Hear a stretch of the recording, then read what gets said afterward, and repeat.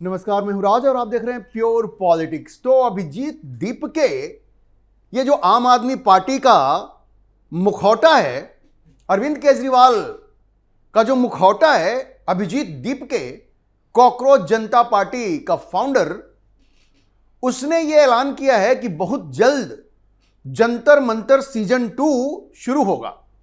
ये जैसे लग रहा है कि ये कोई वेब सीरीज चलाता है। वो होता है ना कि वेब सीरीज का सीजन 2 आ रहा है, सीजन 3 आ रहा है, तो अब इनका सीजन 2 आएगा।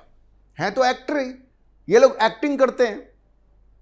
अरविंद केजरीवाल के इशारे पर ये लोग एक्टिंग कर रहे हैं। अब वो सीजन 2 लेकर के आएंगे। देखिए, प्रधानमंत्री मोदी के बारे में उनके समर्थक ही उनसे जो कहते हैं ना कि ऐसे लोगों के सामने आपने जो एक तरह से आपने उनकी बात मान ली और शिक्षा मंत्री को आपने इस्तीफा दिलवा दिया, तो इस तरह के लोग जिनका छात्रों से कुछ लेना देना नहीं है, नीट के पेपर लीक से जिनका कुछ लेना देना नहीं था, जो खुलेआम विदेशी ताकतों के साथ मिले हुए हैं और अरविंद केजरीवाल के इशारे पर यह सारा काम कर रहे हैं, इनकी बात आप मान रहे हैं, इनके सामने अगर आप सरेंडर कर रहे हैं, तो फिर ये लोग, इनका मन इतना बढ़ जाएगा कि ये अपनी विध्वंसक जो इनकी नीतियां हैं और इनकी जो साजिशें हैं, वो और भी बुलंदी से इसको पूरे देश में फैलाने की कोशिश करेंगे। और अब वही दिख रहा है, सीजन 2 लॉन्च करेंगे। और मुद्दा क्या है, किस मुद्दे पे सीजन 2 लॉन्च कीजिएगा, ये नहीं बताया। अभिजीत दीपके ने कहा कि लोग इंस्टाग्राम पे पूछ रहे हैं कि भाई सीजन 2 कब आएगा, जैसे कोई वेब सीरीज है, कोई ड्रामा हो रहा है, उसका पार्ट 2 कब आएगा। तो कहा कि बहुत जल्द आएगा, बहुत जल्द सीजन 2 आएगा, सीजन 2 ऑफ जंतर मंतर बहुत जल्द आएगा। तो आप सोचिए, मुद्दा कोई है नहीं, लेकिन आंदोलन करना है। भाई ठेका लिया हुआ है ना, अभिजीत दीपके ने ठेका लिया है कि प्रधानमंत्री मोदी के खिलाफ पूरे देश में माहौल बनाना है। और सीजन 1 में चूंकि प्रधानमंत्री मोदी ने छात्रों के नाम पे, नीट पेपर लीक के नाम पे, जेएनजी के नाम पे, चूंकि उन्होंने कहा कि भाई चलो ठीक है तुम कहते हो, तो शिक्षा मंत्री का इस्तीफा ले लेते हैं। लेकिन आप देखिए किस तरह के गुंडा एलिमेंट्स को वहां इन लोगों ने बुलाया था, किस तरह से छोटी छोटी बच्चियों को बुलाया था, जिसके लिए इनके ऊपर ही पॉक्सो एक्ट पे FIR की मांग की गई है। और उन छोटी छोटी बच्चियों से प्रधानमंत्री मोदी को गालियां दिलवाई थी। उसके बाद इस देश में जो माहौल बना है, उसमें अब यह संभव नहीं है कि ये सीजन 2 कर पाएंगे जंतर मंतर पे। हालांकि यह नहीं बताया है कि जंतर मंतर पे ही करेंगे या कहीं और करेंगे, दिल्ली में ही करेंगे, किसी और राज्य में करेंगे। देखिए, संभावना इसी बात की है कि दिल्ली में ही करेंगे, क्योंकि इनके मालिक तो बैठे हुए हैं विदेशों में ना। ये बॉस्टन यूनिवर्सिटी में जाकर के क्या पढ़ाई की इसने। पहले तो जो फॉल 2024 का जो सेमेस्टर था, उसमें यह पढ़ाई कर रहा था अभिजीत दीपके, और बीच में पढ़ाई छोड़ करके खबर यह है कि वो दिल्ली विधानसभा चुनाव में आम आदमी पार्टी का प्रचार कर रहा था। पता नहीं बॉस्टन यूनिवर्सिटी गया भी कि नहीं गया, इसके पास डिग्री है भी कि नहीं है। तो ये जो पूरा ड्रामा है, वो ये दिल्ली में ही करेंगे। उसकी वजह क्या है, देखिए दिल्ली राष्ट्रीय राजधानी है, यहां पे अगर कोई वो इस तरह का ड्रामा करते हैं तो मीडिया का पूरा अटेंशन मिलता है, सारी मीडिया वहां पहुंच जाती है, 24/7 लाइव चलने लगता है और सारी दुनिया में इसकी चर्चा होती है। भारत विरोधी ताकतें सब जगह इसको रिपोर्ट करती हैं। वैसे उन्होंने ये नहीं कहा कि कहां होगा, लेकिन आप मान के चलिए कि दिल्ली या दिल्ली के आसपास ही होगा, तभी तो इनको मीडिया कवरेज मिलेगा। अच्छा देखिए, बुरी खबर यह है अभिजीत दीपके के लिए कि जिस तरह की गुंडागर्दी इन लोगों ने जंतर मंतर पे की, उससे पूरे देश में इनके खिलाफ माहौल बन गया है। लोगों ने देखा भाई कि ये नीट के छात्र तो हैं नहीं, ये तो इसकी अपनी उम्र 30 साल की है, ये क्या नीट की तैयारी कर रहा था। ये सब के सब 30 साल के हैं, इसमें जो नेता बने हुए हैं, इनका तो कोई मतलब ही नहीं है। और जो नीट का छात्र होगा वो क्या गाली गलौज की भाषा का प्रयोग करेगा। तो वो सब देख करके पूरे देश में ऐसा माहौल बना कि दिल्ली के नारायणा में ये एक मीटिंग करने वाले थे, बैंक्वेट हॉल इन्होंने बुक किया था, बस आसपास के लोग वहां पहुंच गए, इनको धक्के मार के भगाया, वहां से धक्के मार के भगाया अभिजीत दीपके को। अब इसको समझ में आ जाना चाहिए कि लोगों में किस कदर गुस्सा है। वो बाद में कहता है कि भारतीय जनता पार्टी के लोग थे। अरे भारतीय जनता पार्टी तुमको भगाना चाहती तो क्या जंतर मंतर पर तुमको यह ड्रामा करने देती? ये आम लोग हैं जिन्होंने तुम्हारा चेहरा पहचान लिया है और तुम्हारे मालिक अरविंद केजरीवाल की मंशा को भांप लिया है कि यह व्यक्ति जो पूरी तरह से डिस्क्रेडिट हो गया है, जिसके चेहरे पे कालिख पुत चुकी है, वो एक बार फिर से अपने आप को जिंदा करना चाहता है और इसलिए तुम्हारा सहारा ले रहा है। तो उसके सहारे पे जो तुम, उसके इशारे पे जो तुम कर रहे हो वो होने वाला नहीं है। इसलिए नारायणा में इनको धक्के मार के वहां से भगाया गया है। अब देखिए, जो सीजेपी के चीफ स्पोक्स पर्सन है सौरभ दास, जिनके ऊपर आरोप यह है कि वो ग्रेटर कैलाश में इतना बड़ा बंगला ग्राउंड फ्लोर पे वो रहते हैं, 1 लाख रुपए रेंट पे करते हैं, जबकि मार्केट प्राइस उसकी करीब 9 से 10 लाख रुपए है।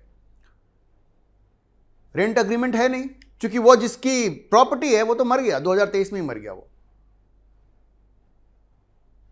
भाई वो मर गया तो उसके बाद उसकी प्रॉपर्टी किसके पास है? क्योंकि उसने कोई विल नहीं किया, कोई विल नहीं है, तो प्रॉपर्टी किसके पास है? किसने रेंट अग्रीमेंट साइन किया? किसके साथ सौरभ दास ने रेंट अग्रीमेंट साइन किया? अभी तो कुछ मालूम नहीं है, कुछ मालूम नहीं है। अब ये सौरभ दास कहता है कि पार्टी, अभी पता नहीं कौन सी पार्टी है, पहले कॉकरोच जनता पार्टी तो कोई पार्टी नहीं है, कोई इलेक्शन कमीशन के साथ रजिस्ट्रेशन है नहीं है, ये सिर्फ आपने सोशल मीडिया पे अकाउंट बना दिया कॉकरोच जनता पार्टी। खैर, उसी को वो पार्टी कह रहे हैं। वो कह रहे हैं पार्टी का जो अगला फेज होगा वो मोबिलाइजेशन होगा, और वो ऑलरेडी शुरू हो चुका है। और वो लिसनिंग टूर करेंगे, वो सुनने की टूर करेंगे, वो उन्होंने शुरू किया है ना, क्या बोलती पब्लिक, तो वो अभी वो शुरू करेंगे। वो कह रहे हैं कि हम लिसनिंग टूर, सुनने का टूर ये हम शुरू कर रहे हैं, पूरे देश में शुरू करेंगे। हम लोग कैंपेन चलाएंगे और शिक्षा को प्राथमिकता देते हुए ये कैंपेन चलेगा, और ये इंडिपेंडेंस डे से, मतलब 15 अगस्त से ये शुरू करेंगे। इनकी मंशा ये है।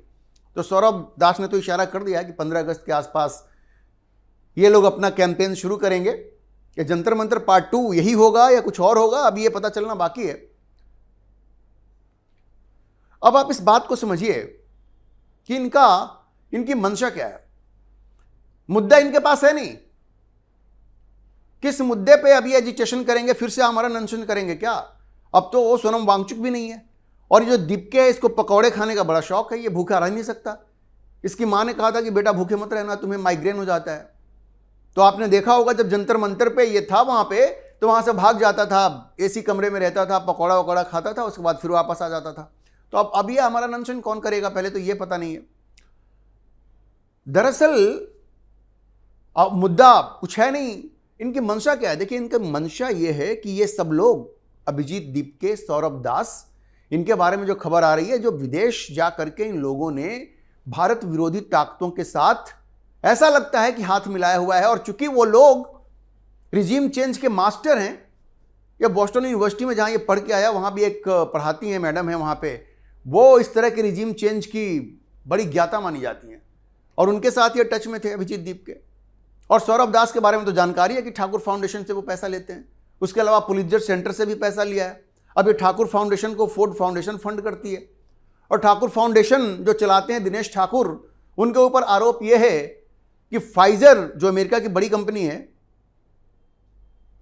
उसके कहने पे रैनबैक्सी में जाकर के वहां वो विसिल ब्लोअर बने, रैनबैक्सी को बर्बाद किया। बाद में सन फार्मा ने रैनबैक्सी को खरीद लिया। क्योंकि एक दवा थी लिपिटर, जो फाइजर वो दवा को लेकर के आई थी, रैनबैक्सी ने उसका जेनरिक ड्रग इजाद किया। अब फाइजर को रैनबैक्सी से हो गया खतरा, तो डेटा मैनिपुलेशन का केस किया, और दिनेश ठाकुर ज्वाइन करते हैं रैनबैक्सी, 2-3 साल वहां काम करते हैं, और उसके बाद अपनी ही कंपनी के खिलाफ विसिल ब्लोअर बन जाते हैं। रैनबैक्सी को यूएस एफडीए ब्लैकलिस्ट कर देती है, कंपनी को भारी नुकसान होता है, सन फार्मा इसको खरीद लेती है, और विसिल ब्लोअर बनने के नाम पे इनको $37 मिलियन मिलता है, और उससे ये फाउंडेशन खोल देते हैं, और उस फाउंडेशन से ये तमाम इस तरह के भारत विरोधी ताकतों को ये फंड कर रहे हैं। और उनका संबंध है सौरभ दास से। $3,500 उनको दिया कि पब्लिक हेल्थ में काम करो, और सौरभ दास ने क्या किया? इसने आर्टिकल लिखा कि उत्तर प्रदेश में योगी राज में मुसलमानों के साथ अत्याचार हो रहा है, ये पब्लिक हेल्थ है। फिर लिखा कि पेगासस सॉफ्टवेयर, आपको याद होगा बीच में एक मुद्दा आया था कि पेगासस सॉफ्टवेयर जो इजरायली सॉफ्टवेयर है, आरोप लगा था मोदी सरकार पे कि उसका इस्तेमाल करके वो अपने विरोधियों पे नजर रख रहे हैं नरेंद्र मोदी। और यह आर्टिकल लिखा इसने आर्टिकल 14 में, जो एक वेबसाइट है, मोदी विरोधी वेबसाइट है, कि भाई पेगासस सॉफ्टवेयर का मोदी सरकार गलत इस्तेमाल कर रही है। तो ये पब्लिक हेल्थ था क्या? तो देखिए, इन लोगों के संबंध जो इन विदेशी ताकतों से है, इससे बड़ा स्पष्ट है कि भारत में तख्ता पलट की कोशिश ये विदेशी ताकतें कर रही हैं। और मोहरा कौन बना है? अभिजीत दीपके और सौरभ दास जैसे लोग। और यहां इनको कौन सपोर्ट दे रहा भारत में? अरविंद केजरीवाल। क्योंकि ये सब अरविंद केजरीवाल के ही चट्टे बट्टे हैं। और अरविंद केजरीवाल भी पहले फोर्ड फाउंडेशन से पैसा ले चुके हैं। एक नई जानकारी ये आई है कि ये जो आशुतोष रंका है, जो 2025 में नेशनल स्पोक्स पर्सन था आम आदमी पार्टी का, और अब कंधे से कंधा मिला करके अभिजीत दीपके के साथ ये कॉकरोच जनता पार्टी में घुस गया है। इसने एक एनजीओ शुरू किया है, परिवर्तन। इसी नाम से अरविंद केजरीवाल भी एनजीओ चलाते थे, परिवर्तन। अब ये वही एनजीओ है या फिर से दूसरा नाम लेकर शुरू किया है? और उस परिवर्तन को फोर्ड फाउंडेशन से पैसा मिलता था जब अरविंद केजरीवाल उसको चलाते थे। तो समझिए, पूरे विदेशी ताकतों की फंडिंग है। फंडिंग कहां से आ रहा है? विदेश से आ रहा है। ये कौन लोग हैं? जो रिजीम चेंज कराने में, तख्ता पलट कराने में माहिर हैं। और यहां पे कौन उनको समर्थन दे रहा है? राहुल गांधी और अरविंद केजरीवाल जैसे लोग। अरविंद केजरीवाल तो डिस्क्रेडिट हो चुके हैं। शराब घोटाले में उनका नाम जब से आया है, उनके चेहरे पे कालिख पुत गई है। वो फिर से अपने आप को जिंदा करने की कोशिश कर रहे हैं। दिल्ली से तो खदेड़े गए हैं, पंजाब भी अगले साल हारने वाले हैं। तो अपना पीआर ठीक करने के लिए और एक ऐसे चेहरे की तलाश में वो लगे हुए थे जो कि उनको फिर से कोई क्रेडिबिलिटी दिलाए। तो इसलिए इन लोगों को उन्होंने मोहरा बनाया।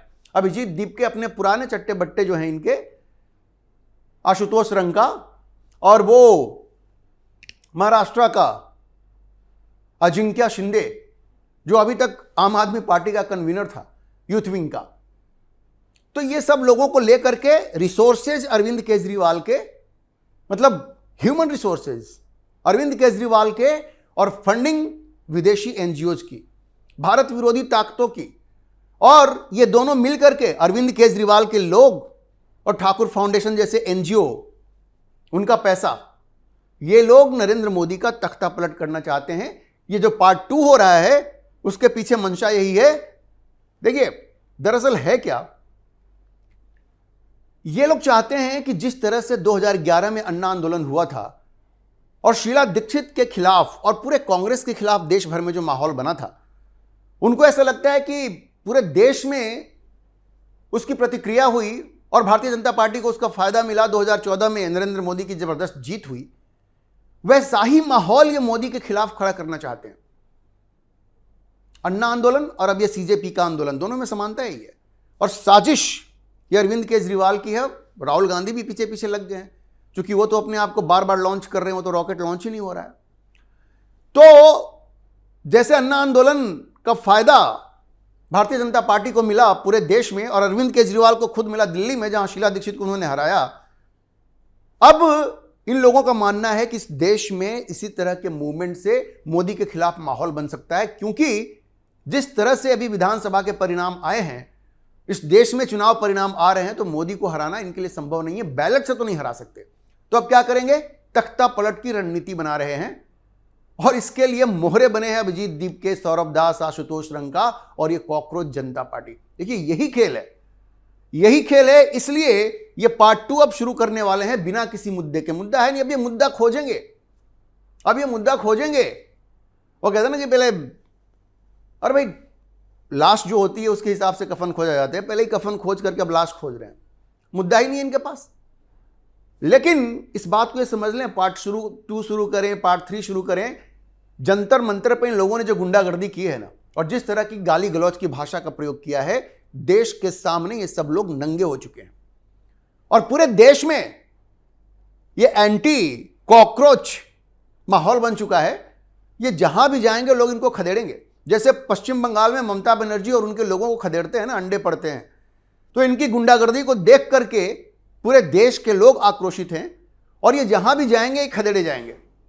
हाँ, यह जरूर है कि मोदी सरकार के चाहने वाले भी उनको कहते हैं कि अरे मोदी जी, आपने क्या कर दिया, आपने ऐसे लोगों के सामने सरेंडर कर दिया कि इनका मन इतना बढ़ गया है। ऐसे लोगों को आपको सबको इनके सामने सरेंडर नहीं करना चाहिए था। खैर, प्रधानमंत्री मोदी कई बार ऐसे डिसीजन लेते हैं। किसान आंदोलन में भी उन्होंने देश हित में वो फार्म लॉज वापस ले लिए थे।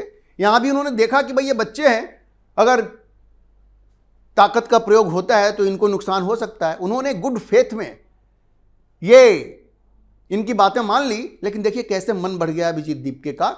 ये पार्ट 2 करने जा रहा है, लेकिन अमित शाह ऐसा होने नहीं देंगे। और इन लोगों ने गलती ये कर दी है कि पहले से ही ऐलान कर दिया है कि हम पार्ट 2 करने जा रहे हैं, तो पूरा बंदोबस्त किया जाएगा। इस देश को आग में झोंकने की इजाजत या मोदी सरकार दोबारा नहीं देगी, क्योंकि इनकी मंशा बड़ी स्पष्ट है।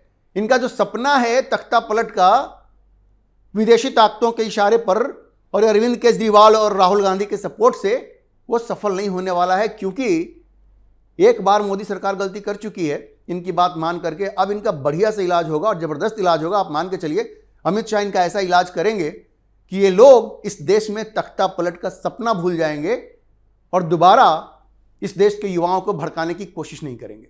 अभी के लिए इतना ही। हम इस खबर पर नजर बनाए रखेंगे और आपको अपडेट करते रहेंगे। इस विषय पर आप क्या सोचते हैं, अपनी राय कमेंट बॉक्स में जरूर लिखें। और अगर आपको वीडियो पसंद आया हो तो आप इसे लाइक करें, शेयर करें और हमारे चैनल को सब्सक्राइब जरूर करें।